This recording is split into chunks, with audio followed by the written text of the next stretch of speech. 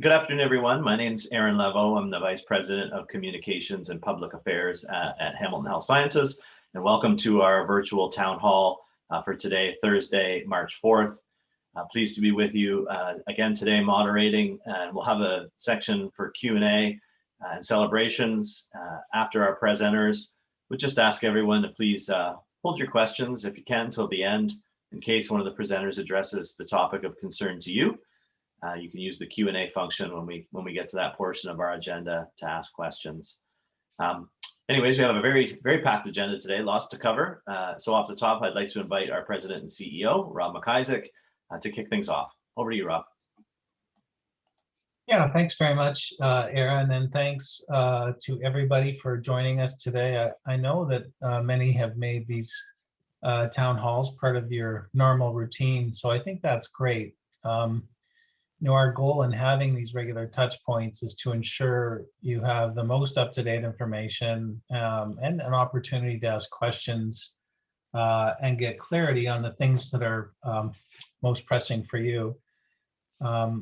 We try very hard to address each question. And if we can't do it in the moment, Aaron's team is regularly updating the staff and physician FAQ on the website. So we do our best to get your questions answered either in the session or subsequently. In addition to our standing agenda items related to hospital operations, including an update about what's happening at the general hospital site, COVID-19 in the community, and vaccine distribution, we've also set aside some time to share an update related to Project Odyssey. Now, I know there's been some concern expressed around doing anything other than focusing on the pandemic or allowing ourselves some time to recover from the intensity of the past year. And I do think it's appropriate for us to acknowledge how difficult the pandemic has been for so many of us. And I think, Hamilton Health Sciences needs to develop strategies and approaches that will allow people to recover from the mental and physical exertion that we've all engaged in over the past year. We're definitely turning our minds to this issue at the senior leadership table. I think, one thing we will do for sure is mark the fact that the pandemic has been a part of our lives for about a year now. And over the coming weeks, we'll take the time to allow ourselves to collectively reflect on the past year, on all that we've accomplished, and on what we've experienced. No doubt, we can't predict with certainty the end of the pandemic. And I think all of us are kind of nervously watching the race between the variants and our efforts to vaccinate as many people as possible. But I'm taking the optimistic view that the next year will allow us to get back to much of the good work we put on hold when the world turned upside down. There's no better example of that than our work on Project Odyssey, which, once complete, will offer countless opportunities for us to improve care for our patients, improve working conditions for our staff and physicians, and improve the sustainability of our hospital. Hundreds of staff and physicians have already started to be engaged, and this work will continue to broaden across our organization. Of course, we will continue to monitor this work in relation to what's happening with the pandemic, and we'll be ready to scale back if we need to. But I also believe that it's appropriate for us to continue to advance this work. So Dave is going to share a further update about Project Odyssey in a few minutes, in addition to the other usual items that we cover in the course of this session. As always, I want to express my sincere thanks for your attention today and your ongoing dedication to our patients and to each other. So thank you. And with that, I'm going to turn it back to Aaron, who I think is going to administer another survey. Aaron, back to you. Yeah, thanks, Rob. So for those that were in attendance at the last town hall, we decided to use the polling feature in the Zoom app here. So we'll launch a poll And it's going to come up on your screen. You have to scroll. There's 2 questions. And we're really, I know, there's a list here. I think to the best of your ability, what best describes you in terms of your role at Hamilton Health Sciences, and as well in terms of, again, some people are working at multiple sites, or maybe you're at a different site today than you might normally be.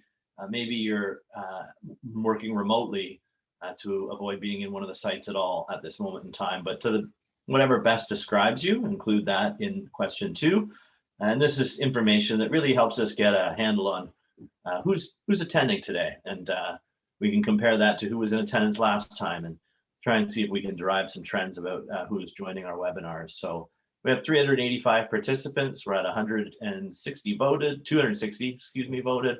We'll give it just another couple of seconds to try and get as many people responding as we can. Already we're seeing certainly a balance of clinical and administrative roles, management for sure well represented in the group, research as well at 10%.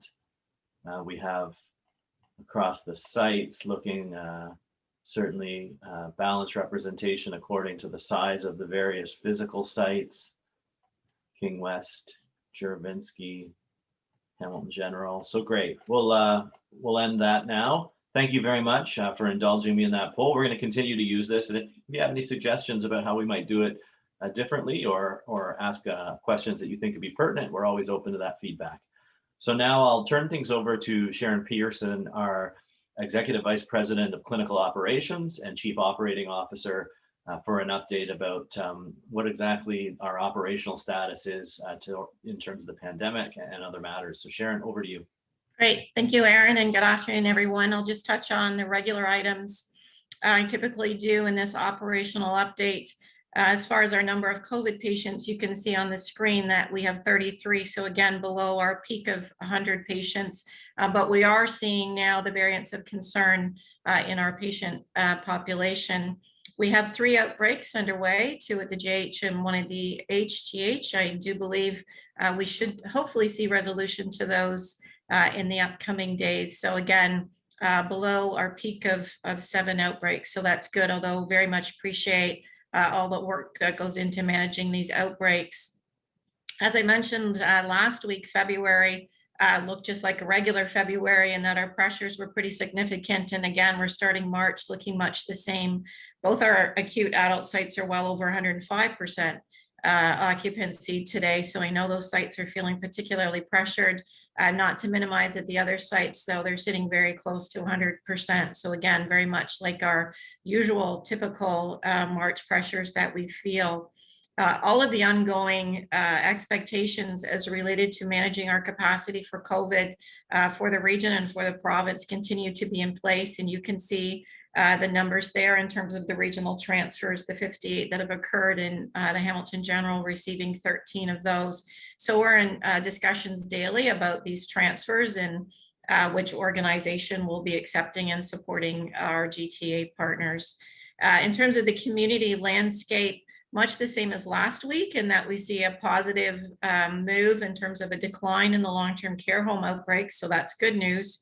But we do see an increase, unfortunately, in outbreaks in our shelter system. So a lot of community partners working together to address the pressures within that system. And then with the Grace Villa, we continue to make good progress with the Grace Villa and work with them, and are moving towards that transition plan that I referred to probably several updates ago. So good news with Grace Villa. If we just go on to the next slide, I did want to draw your attention. There was an announcement yesterday on the hub. If everyone had a chance to see it, excuse me, HHS was asked to consider putting up a temporary structure to provide provincial care. And this is in response to provincial and federal COVID planning. So the Wellington lot was selected because of its proximity to one of our acute sites and having the available footprint we would need for this temporary structure. It is intended to be a place of last resort if we saw inordinate bed pressures across our province. And we are looking for those lower acuity medicine type patients should we need to use the structure that could be COVID or could be non-COVID. If necessary, we anticipate we could have this structure in place by the end of April, but there's a lot of decisions to be made and planning in progress. We'll continue to keep everyone updated via the hub on the situation. I do apologize for those of you that might have been impacted by some displacement that had to occur with the parking. The team's been doing everything to minimize those impacts, and we'll continue to do so. So we'll update as there's more to update on, and I will hand it back to Aaron.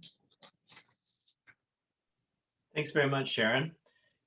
Okay, next up on our agenda, as always, is Dr. Dominic Mertz, our Director of Infection Prevention and Control, Medical Director of Infection Prevention and Control, to give us a bit of an update on the epidemiology of the pandemic at this moment in time. Dominic, where are we at? Yeah, thanks, Aaron. Starting off with the map of Canada, nothing has significantly changed, I would say, with the exception of Nunavut, which came down significantly to now 20 per 100,000 per week. The other provinces remain more or less stable, I would say. Labrador, Newfoundland also coming down, so they are back to 8 at this point. The mainly affected provinces are hovering around the numbers they've been at over the last couple of weeks. Next slide. The same you can see here on this figure for Ontario specifically. We have had 3 weeks where our rate has remained relatively stable at around 50 per 100,000 per week. And this week doesn't seem to be any different. We are still hovering around 1,000 cases per day at the provincial level, which is comparable, as you can see, to week 45 of the last year. Next slide. In terms of hospital admission, also a plateau or a nadir for now, I would say. It doesn't seem to go down any further, but at least no increase either, comparable to where we had been as a province end of November, beginning of December of the last year. ICU-wise, more like the scenario we've been at the provincial level by mid of December, I would say, in terms of number of people in the ICU with COVID at this point of time. Next slide. The Hamilton picture, as I mentioned the last week, we had this our nadir a couple of weeks ago. So beginning or second week of February was our lowest week with roughly 40 per 100,000 per week. Then we saw that increase to up to 60. This week looks slightly better.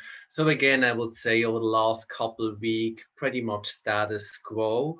Lots of cases as predicted last week that we expected through the shelter outbreaks.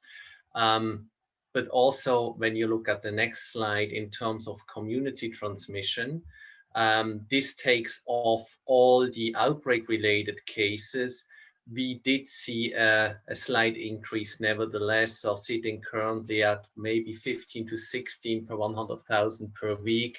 And the pattern looks quite similar to what we've seen from mid-November to end of November, what we now see going into early March. Next slide. In terms of hospital admissions, similar to the provincial picture, stable, no major changes over the last 3 weeks here with roughly 45, 46 admitted patients on average. ICU-wise, we are more comparable to beginning of January, so we have, compared to the province, higher than expected numbers of ICU admissions compared to other hospital admissions due to COVID at this point of time. Next slide. Let's have a look at the modeling again. You saw this before. That's the federal modeling with that very, very worst case scenario with the rocket like increase in number of cases. When you look at the next slide here, you see where we are currently sitting at. And my prediction from the past so far holds true, that we will be somewhere between the blue and the gray line, but there's a lot of space there, obviously. At the Canadian level, as I said previously, the number of cases remain stable at this point of time, and that's what you see with that small red line there, and they will continue to update this line every week as we move through March. Next slide, please.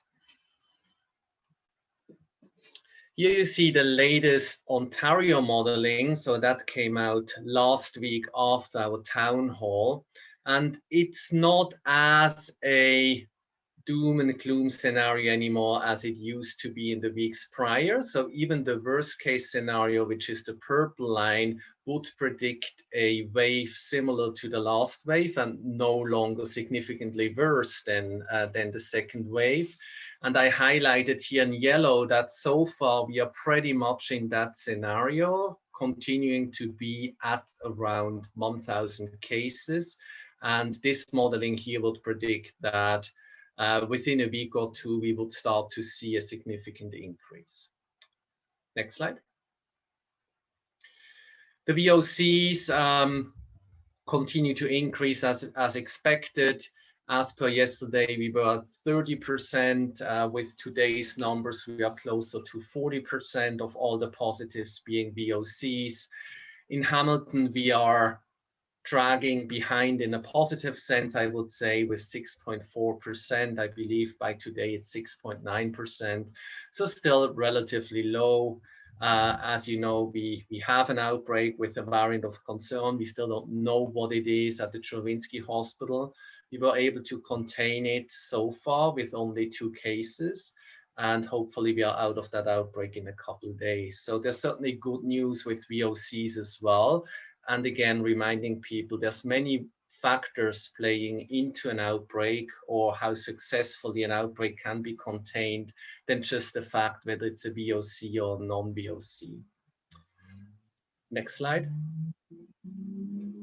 Okay, that's it from my end. Then handing over to Leslie for the vaccine update, which is probably what people are looking forward to most today. Thank you, Dominic, and good morning, everyone. So I have the privilege this morning to share the vaccine update, and I'm sure everyone knows there's lots of moving parts that are being shared in the media around vaccines. So I'm going to start with the concrete in terms of vaccine updates for our hospital staff, physicians, residents, and learners. So our clinic, the fixed clinic, is now up to second doses have been received for about 6,000 healthcare workers from both HHS and St. Joe's. The clinic is continuing to administer first doses for those teams that are in the highest and very high sequencing groups. Reminders to people, if you had previously registered before the new framework, you don't need to do anything different. There were a small group of people we reached out to individually that needed to change a sequencing group, but by and large, our digital health team managed all of that behind the scenes. So right now the clinic is doing around 800 people per day, and we anticipate over the next few days, as our vaccine supply becomes more stable and with provincial direction, we'll be up to over 1,000 people a day. So I know there's lots of people who've been inquiring. Your registration to be vaccinated is there. The schedulers are calling from the randomization tool, and we really hope in the next 2+ weeks that we will have first doses for everyone who has volunteered in the highest and very high groups. Really important work is happening, and my colleague Bruce Squires is really working with the city and public health to lead this work. So I'm speaking on behalf of Bruce's work right now, that there is a lot of work in the city to administer first doses to people in Hamilton who are over the age of 85. Lots of people have reached out to say, how do I get my mom or dad, registered for that vaccine? So just to reinforce, if someone over the age of 85 has been cared for at either HHS or St. Joe's in the last 6 months, those people are automatically being entered into the system to be randomized to be phoned.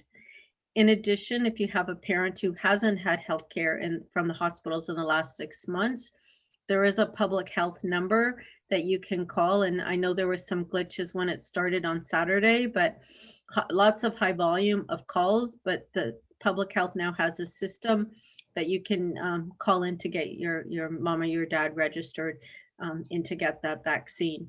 So the over 85 group are being cared for and vaccinated from the West 5th campus of St. Joseph's Hospital. In addition, lots of work happening and good media coverage last night around some of the mobile clinics that public health is setting up also across the city, and more work to come on potential more clinics as more vaccines become available. So the short story of this is our supply chain is looking much more stable, particularly around our Pfizer vaccines. AstraZeneca is now on the market, and we're waiting for some provincial direction on how that vaccine will be rolled out. And we're continuing to work with public health in terms of all 3 vaccines based on the supply and what the model will look like. So if I can have my next slide, I want people to notice my picture changed.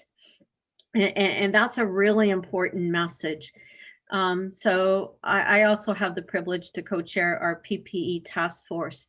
And as much as we're starting to get needles into arms of people and family members, and there is an overriding big provincial plan, one of the most important messages we want to give our teams is that you still need PPE, you still need to maintain physical distancing and all of the other mechanisms. And I'm going to speak to those in a couple of minutes. So you'll start to see on information from the hub some different informatics that are showing people reminders of the importance of PPE and/or eye protection as part of your PPE. In terms of the clinic, we've received lots of calls to understand. So there's 2 things. The clinic is basically calling people between 9 in the morning and 9 in the evening. Some of the calls, if your scheduler is actually in the clinic, you will now start to see vaccine clinic on your phone when those calls are made.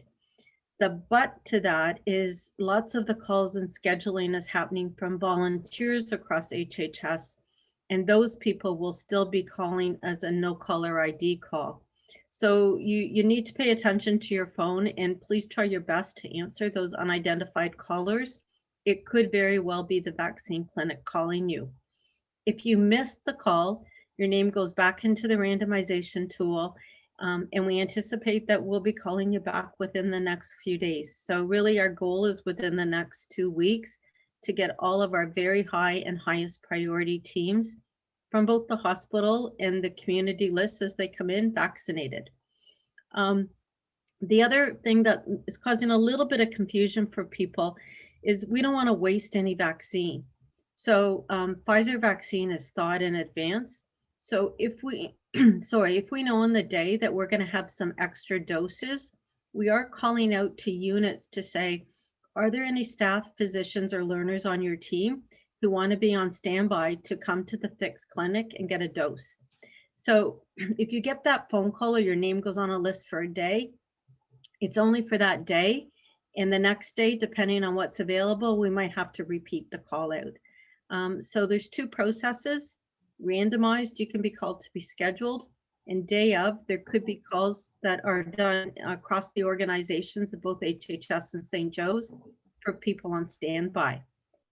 The last bullet here is it's really important that if you have questions about your personal health or appropriateness to get a vaccine, really important you sort that information out with your health team prior to coming to the clinic. So can I have the next slide, please? So this is a new picture that is coming from the PPE task force in particular, in that we're trying to help people understand that how we fight against COVID and how we protect ourselves and patients. There is a hierarchy of strategies that the organizations and any one of us are using. And you notice at the bottom is actually our PPE. And at the top is around trying to remove the hazard. So I just want to speak to this kind of top down. So the most effective strategy is to try and ensure we're screening people as appropriate, staff, patients, caregivers. We are asking people to work remotely whenever possible from home, and that you purposefully migrate to virtual appointments or meetings, so less person-to-person contact. And I'm sure many of us will say that's probably what we miss the most in our work, is that personal contact. The second category in the hierarchy is around substitution, or it's labeled as replacing hazards. And this is where the COVID vaccine is in as a strategy. So it's very high. And with that, we appreciate how important it is, all the work that's happening with the province, with public health, and within the city to get needles in arms. The third category are things like cohorting patients to dedicated COVID units, putting up things like plexiglass wherever possible, but trying to protect people against the hazard, and people are both our staff and our patients. Administrative controls are things like that are references change how we work. It is that you get up in the morning and you self-screen before you come into work. That PPE education and all of those processes. We're out doing COVID safety checklist audits, lots of attention and focus to break rooms and lunch rooms, and the COVID risk assessment that any health professional will do. And then lastly in the hierarchy, which is the message that my previous picture showed, is really around wearing the PPE, the medical grade mask that's been provided, knowing your COVID risk assessment and the need for N95 for aerosol generating procedures, and eye protection as it's indicated. So it's just, I hope this framework helps. We're going to try and keep referencing it back so people understand how we fight COVID is not one strategy. It's all of these things working together. I'm going to hand it back to Erin, and so hand it back to Erin, who's going to hand it to Fiona, because we're quite confident there's a fair amount of information people might be looking for around some of the new information coming out around the schedule of vaccines. So Erin? Yeah, for sure. Thanks. I'll just introduce Dr. Fiona Smale, who's joined us before, is really, an expert in immunization, infectious diseases, and a medical microbiologist by profession. I think, Fiona, maybe you can give us some understanding of how evaluations are being made about the vaccine right now and what's true and what's not. Yes, well, I think most of you will have heard from the press over the last 24 hours, the recommendation that has come from NACI, the National Advisory Committee on Immunization, that they are recommending extending the interval between the first and second doses of all of the 3 COVID vaccines that are available and licensed in Canada now for up to 4 months. And the rationale for this is that this is the optimal way to protect the community, maximizing the number of individuals that will benefit from the first dose. And we are seeing emerging evidence on the protection that is provided just by that one single dose. As soon as we do have an adequate supply, the second dose will be delivered sooner. And the goal of this is to really protect the community. If we can improve the overall population immunity to COVID, then we have, I think, the best chance of getting on top of this pandemic more quickly than if we still targeted a fewer number of individuals to complete the vaccine course within that shorter time period as was done initially. Next slide. So these principles regarding looking at the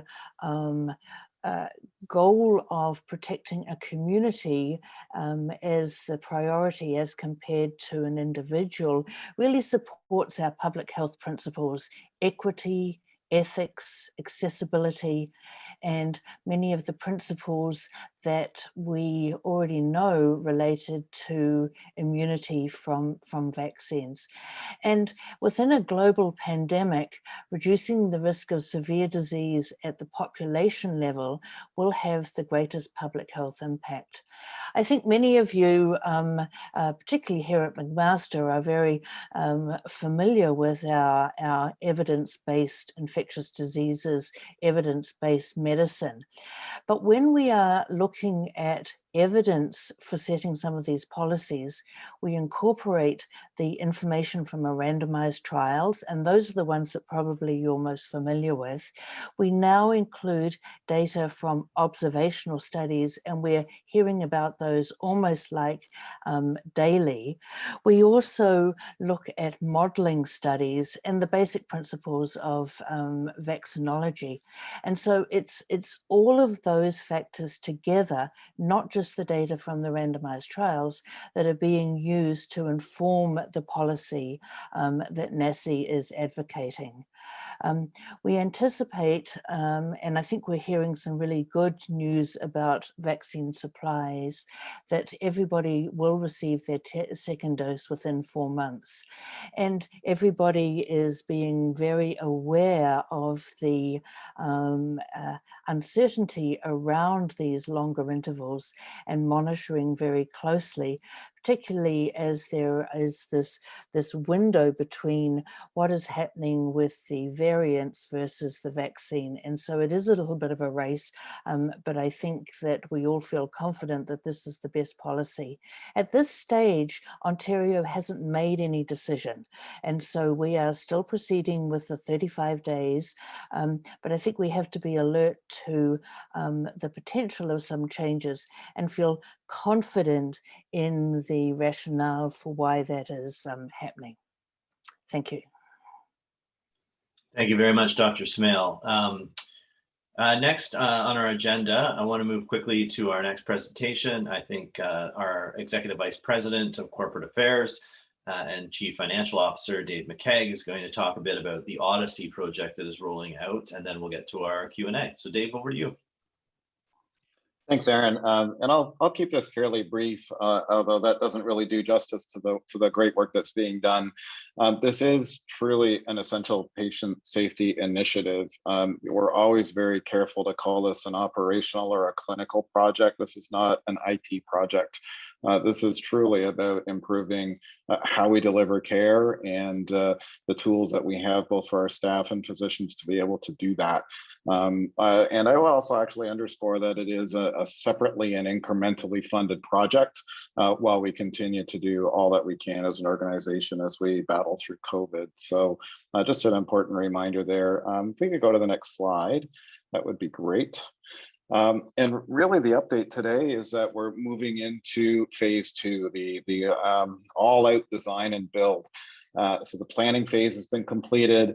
In fact, the workflow walkthroughs have been conducted over the past couple of weeks, have been really well attended, and they're very, very exciting.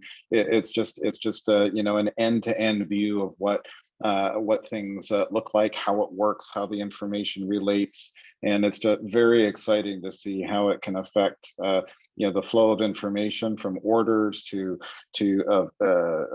ongoing diagnostics and decision-making capabilities, the ability for patients, for individuals in our community to access their own information and have an opportunity to self-schedule. There's just a lot of capabilities that are truly exciting around the corner. So what's happening now then, the work groups have been set up. There's a little bit over 50 work groups covering all the areas that we need to. They'll start meeting very regularly. And these work groups are where it's really the heavy lifting. For every meeting, the groups will work through the decisions and actions required to set up this system. And this really is an HHS version of the EPIC Canadian Foundation.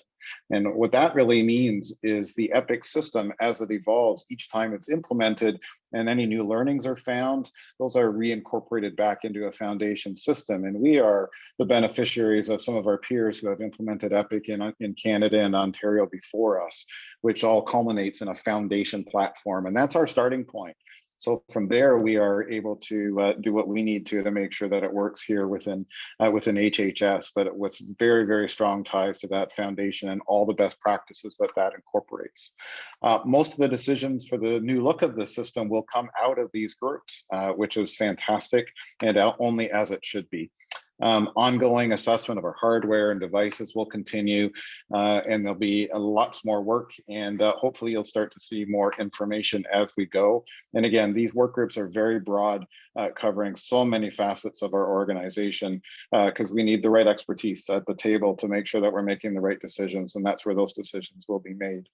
So with that, I know you'll hear more, and certainly from our two co-sponsors of the project. I'm executive sponsor, but the co-sponsors that are really doing all the heavy lifting: Michelle Leaflor as our CIO, and Dr. Barry Lum as our physician lead on this project, and so many others that are doing great work and leading some fantastic outcomes already. So very exciting work. I will leave it at that. Happy to answer any questions as we go, and pass it back to you, Aaron.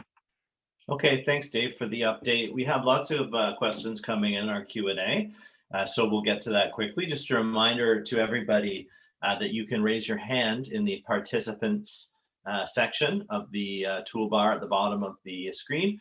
You can also use the Q&A function to pose a question, and we will ask your question for you. So 2 ways to ask a question. Would ask you avoid I've actually stopped checking the chat forum. We'll revert to that for celebrations. So please use the Q&A section as your question box. Okay, so first question, I think really a process question around the vaccination. Leslie Gauthier, maybe you could shed some light, or perhaps Bruce as well, as it relates to public health. Like if you're a staff member and you've already identified yourself as such for the vaccination, would you do it again as a citizen in either Halton or Hamilton? Or simply just leave it as, no, as an HHS employee, that's my avenue to receive the vaccine? So I think at a high level, if you put your name into the sequencing tool and you fit into the very high or highest priority, you can anticipate being called and receiving your first dose. I'm going to say we're really aiming within 2 weeks. Again, there's factors that could change, but right now the plan's 2 weeks. If you put yourself into another pool, you could choose which one comes to you first, but there is no, other than potentially being a caregiver of long-term care, I don't think there's a targeted public health strategy yet for people under the age of 80, 85 in the next 3 weeks. Bruce, your comments? No, that's right. That's right, Les. There isn't yet. So encourage folks to who are healthcare workers to follow our approaches, and obviously, as all of us as citizens, to watch how things develop in our own public health units. And okay. I just want to remind people, being vaccinated is very high on that hierarchy. So whatever options to you first, I would suggest is the option you want to take. Understood. Okay, thank you both for the clarification.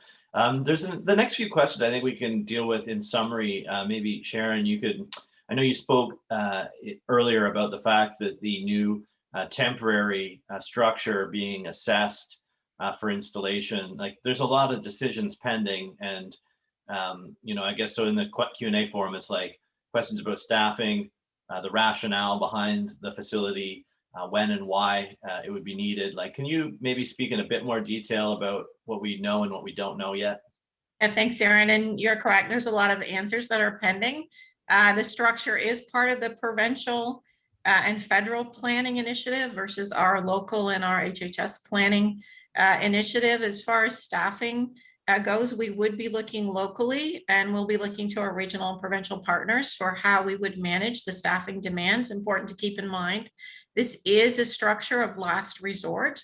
So we would anticipate that staffing across a multitude of areas would be very critical at that time. So we need to work through those various scenarios that we'd have. But really, there's a few more questions than we have answers right now, but we will bring that back when we have more available. So very much a work in progress at this time, and for sure we'll share as much as we can as we move ahead. Next question, maybe Dr. Mertz, you could give us some insight on this. It's really a question around the process for identifying a variant of concern and how long it takes to confirm that variant. Like right now, we can know that a positive case is a variant of concern, but just not which one it is. So what happens between those two time periods? So that first step happens with every positive. At this point of time, it gets screened of whether it may be a variant of concern by looking for one specific mutation that you find across the current variant of concerns. And that result we usually get within 24 hours of a positive result. After that, it needs sequencing of the entire genome of the virus. And the current timelines are roughly a couple of weeks. So there's a very long time period between knowing it's a potential variant of concern until we get the confirmation and what exact type of a variant of concern it is. By far, the most frequent one in Ontario is B117, so the variant first identified in the UK.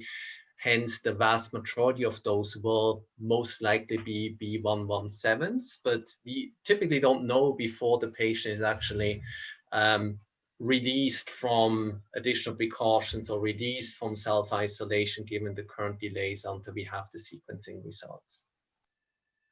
Gotcha. Okay, thanks very much. And maybe Leslie, to you, Leslie Gauthier, like is it apparent which, like right now, there's some questions in here generically about supply, like which vaccines do we have in stock now, which are being handed out to staff now versus, and even Bruce, you're in there, okay, and which vaccines would be made available to those that are 85 and over.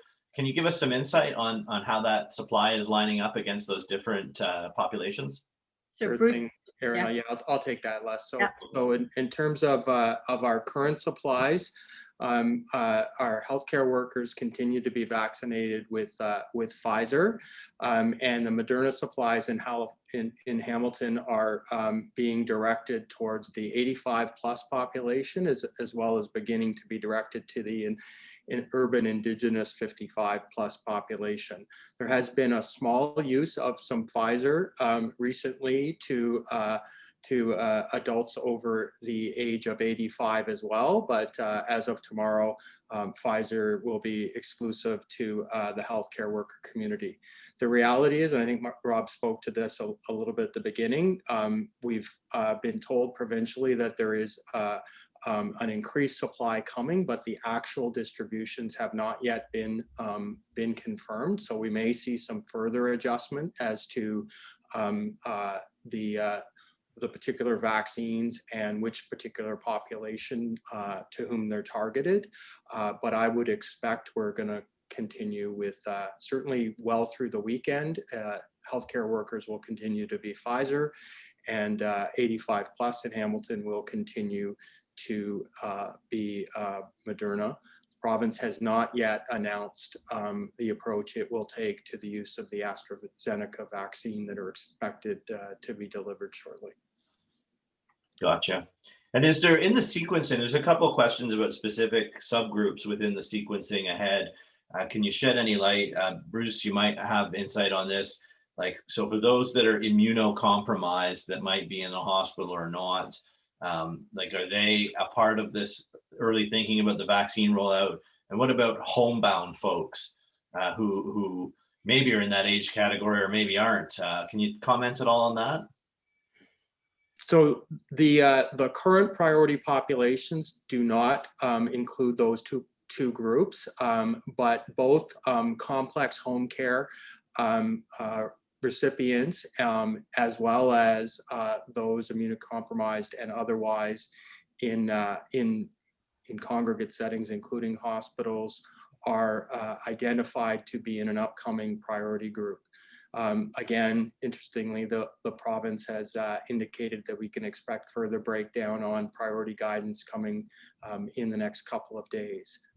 So hopefully have further updates, Aaron, by next week. Yeah, okay, thanks. And then I know Dr. Smale mentioned earlier that the NACI recommendation has not been adopted yet in Ontario. There's questions here about would that I guess from a practical standpoint, anyone who's booked right now for their second dose, if they adopt that recommendation, will it change where they sit in terms of, you know, getting that second dose? Anyways, I know it's still so much moving and in flight, but can anyone comment perhaps on that, the adoption of that policy and what the impact may be? I can probably speak to that, although Les may know a little bit more clearly. I think we really will have to be directed by the ministry, whether they will expect us to sort of go back and reschedule those that have been more recently immunized, or whether we can continue with the scheduled second doses in that population. We really are very much in the hands of the ministry in terms of their directive. But what I would say is really whatever happens, that first dose probably somewhere in the range of 70 to 80% protection, and no good, and delaying it will not affect the final result. So whatever happens, we just have to be patient and accept it. So current science is showing that there's a fairly effective rate of protection for single dose, although yeah, so we're still waiting. Okay. Okay, sorry, I didn't read another question. Leslie, maybe here's one. There's about laboratory personnel who are close by coming in for those standby calls. Are they included in those standby calls? Right, so Lucas, who is the director overseeing the Fix Clinic, has established processes with directors if there is a call out each day to go out to teams of staff to see who's working, who's be available. I particularly will make sure that the HRLMP teams are included in that call out for sure. So thank you for the flag. Maybe Aaron, I can just answer. There's an AstraZeneca question in the chat as well, in that who is AstraZeneca vaccines being recommended for? So right now we are hearing the recommendation for the AstraZeneca vaccine will be people between the ages of 60 and 64. To Dr. Smale's comment, we'll follow provincial direction if we're told to do anything different, but that still needs to be determined. Is that part of a public health rollout and would be a public health clinic for people between 60 and 64? Or would we be asked to manage our employees differently? We have no direction on that. So we'll basically follow the direction we're given. Understood. Okay, there is a question here too. Again, I know it comes up each time, Leslie, but can you give us some insight as to where we're at in terms of the proportions of people within the various categories that still remain to receive vaccination, or an indication of where we're at in terms of numbers? Sorry, and I was reading a question in the chat. So the overall numbers of our teams, I'm looking at the dashboard on my other screen. So HHS doses administered, so this is a live dashboard, 9,520. 5,612 have received the first dose, and just over 3,900 have received both. So they're the current HHS numbers. Gotcha. And of those, that would still all be in the first sequencing group, right? I know it would be. So again, it's going to be the highest group and the very high groups, because we've started to put some first needles into the very high priority groups. Okay. All right. Thanks for that. I know there's still questions in our Q&A. Some overlap with topics we've addressed. Others we'll do our very best to post an answer, reach out to people individually where it's warranted, or carry things forward for content for the next town hall. But I'm conscious of the time. And with 10 minutes left, we'd like to reserve a bit of an opportunity for celebrations. Just a reminder to everybody that you can forward questions in advance of the town hall to hhsnews@hhsc.ca. So Rob will join me to moderate our celebrations portion of our agenda. So, there's two ways you can do this. As a panelist, you can raise your hand and we'll call on you. As an attendee or a participant, you can raise your hand and give someone a shout out live. Or you can type something in the chat forum and we will read it out on your behalf. I see Dr. Lum, I know, asked me earlier if he could be the very first celebration today, and so we'll grant him that wish. So Barry, over to you. Thank you, Aaron. Listen, folks, I just wanted to give everybody a huge shout out for all of your involvement in the recent workflow walkthrough exercise that we've been undergoing for the last 2 weeks. We had over 800 of our staff and physicians involved, and it was just exceptionally well attended and incredibly good questions. And I would just like to also congratulate Michelle's Odyssey team in putting this all together with our colleagues from Epic. It has been a tremendous success and really is starting us on a fantastic foot as we move to the work group activity starting next week. So thanks so much, everybody. Great, thanks, Barry. Yeah, I think we should include Barry in that shout out himself. Barry's doing such a great job leading the project with his partner, Michelle. So we're very fortunate to have someone of Barry's stature pushing this project forward. I see Michael Stacy came off, he came off mute. So Michael? Yeah, thanks, Rob.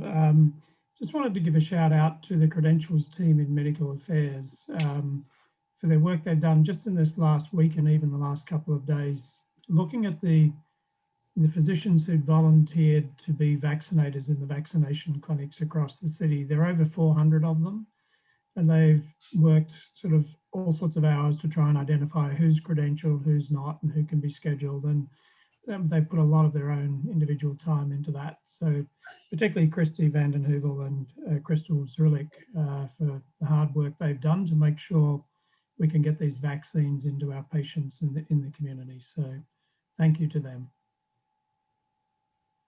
Perfect. Thanks for that, Michael. I see Leslie Gauthier, you have your hand up as well. I do. I'm just trying to get myself back on camera. So we're coming towards the end of the year, and I wanted to do a shout out to the perioperative teams across HHS. We've been starting to look at how much surgical activity the teams have been able to manage this year. Some really awesome work. We celebrated in a small meeting this morning from Children's Hospital, where we've tried to do some catch-up work for children in the LHIN. We are doing really innovative and provincial leading work with our arthroplasty colleagues at Juravinsky in the same day home, same day overnight unit, and been able to take care of more patients requiring joint surgery. And a really unique partnership with West Lincoln and the Hamilton General, whereas the West Lincoln ORs have come back up. We have been able to do some surgeries out at West Lincoln that allowed some of our teams at the Hamilton General site to care for more patients. So a really, really good enterprise effort to try and get surgeries done. I recognize it's not enough, and there's many patients who are waiting a lot longer from the pandemic, but some really, really good perioperative teamwork. So super proud of the team. Awesome, thank you. Aaron, I see a written call out from Barbara Campbell to Employee Health for all that they do, and specifically Tammy Norton for caring. The extra few moments she took to listen, problem solve, and help was very much appreciated. Thank you again, Tammy. Nice. I noticed Dr. Myers joined us on camera. Ralph, did you have a shout out as well? Thanks, Aaron. I wanted to give a shout out to Jennifer Kotis in case people missed it last week in the announcement. Jennifer joined HHS in 1989, and she's going to retire this June. She sent out a retirement announcement last week, and a phenomenal career of dedicated support and contributions to HHS. So thank you, Jennifer, and congratulations. Yeah, great. Thanks for highlighting that. Congrats on the retirement to Jennifer. Thanks, Ralph. Another shout out to the staff at the Wellington Street Vaccination Clinic, March 3rd. Very efficiently run. Staff were all very pleasant. I see here from Jessica too, noting happy social work week to everyone with numerous exclamation marks. So maybe I was supposed to yell that. So happy social work week.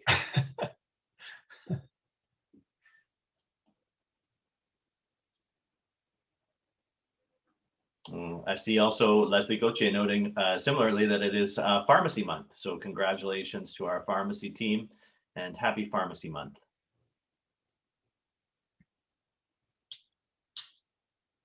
All right, we'll do maybe one last call. Maybe someone's feverishly typing away, putting in that final shout out.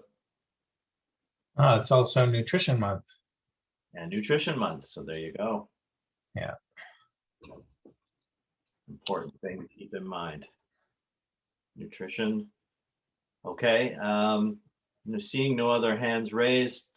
Rob, why don't we call it there? Over to you for final words. Yeah, thanks, Aaron, and thanks everybody as always for coming today. I know, the degree to which the provincial vaccination policy is a dynamic environment is challenging for everybody.